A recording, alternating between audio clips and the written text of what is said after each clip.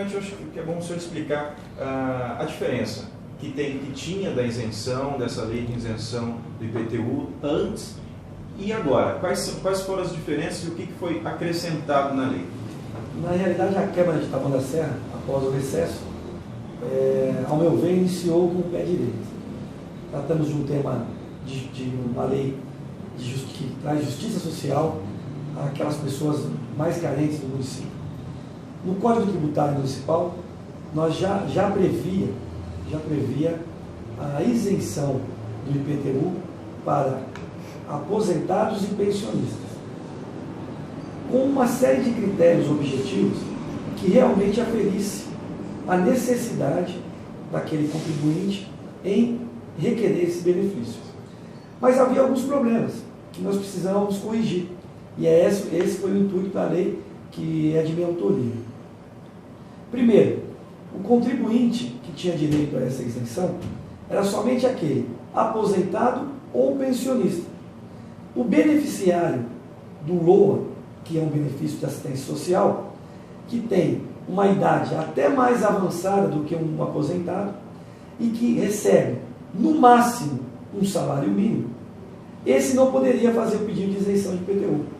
Então, esse foi um dos detalhes tratados pela lei e corrigiu esse problema, permitindo que esse beneficiário do LOA também possa fazer o pedido de isenção do IPTU. Um outro tema tratado foi a da renovação automática desse benefício. Porque o que vinha ocorrendo na cidade de Taboão da Serra era que o contribuinte beneficiário da isenção do IPTU, no ano seguinte, ou porque perdeu o prazo de requerer a renovação, ou porque um assistente social diferente, na avaliação novamente do processo, do pedido de isenção, entendeu que não lhe cabia esse direito, deixava de ter o benefício.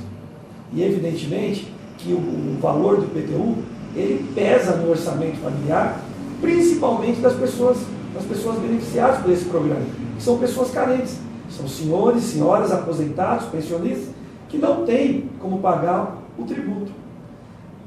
Esse cidadão acreditava que teria esse benefício no ano seguinte, que já havia sido concedido no ano anterior, e, na verdade, era surpreendido por uma negativa. E aí passava a frequentar o cadastro de dívida ativa do município.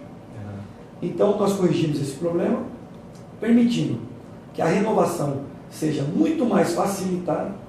Basta agora que esse beneficiário da isenção vá à prefeitura no ano seguinte, demonstre que era beneficiário pelo número de contribuinte e assine uma declaração na qual ele afirme que a situação fática não foi alterada.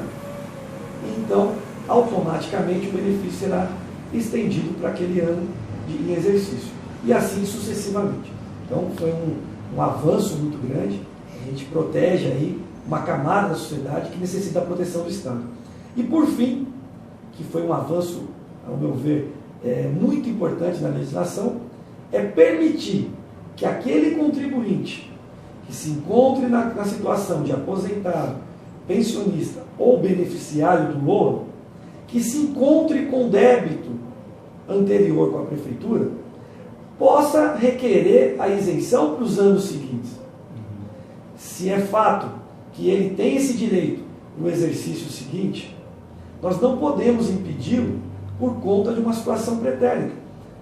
Principalmente porque o poder público tem instrumento necessário para fazer aquela cobrança. E, na realidade, a pessoa que se encontra nessa situação de alcançar o benefício do IPTU é porque ela já não tinha condição anterior de estar pagando o mesmo tributo. Então, aqui, é o Estado reconhecendo uma situação de fato em que um cidadão, um membro da sociedade, não pode contribuir com um determinado tributo. E nós não imaginamos quanto isso tira o direito ao sossego, à tranquilidade dos idosos. Porque nós estamos falando de famílias que, com muito esforço, construíram durante toda a sua vida um único bem. No seu patrimônio existe um único bem, que é o imóvel. E ele pretende deixá-lo de herança para a sua prole. E quando eu encontro, e na cidade encontro São diversas situações nesse sentido.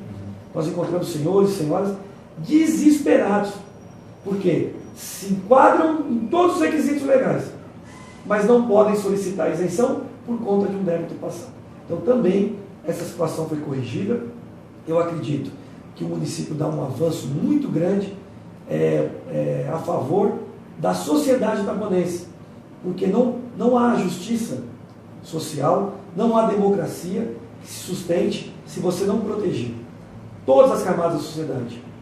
Proteger a classe mais rica, garantindo serviços públicos de qualidade, proteger a classe média, garantindo também acesso à educação, à saúde, mas proteger principalmente a camada mais carente da sociedade, que necessita de todos os serviços anteriores, mas também de uma assistência social que deve ser prestada pelo Estado.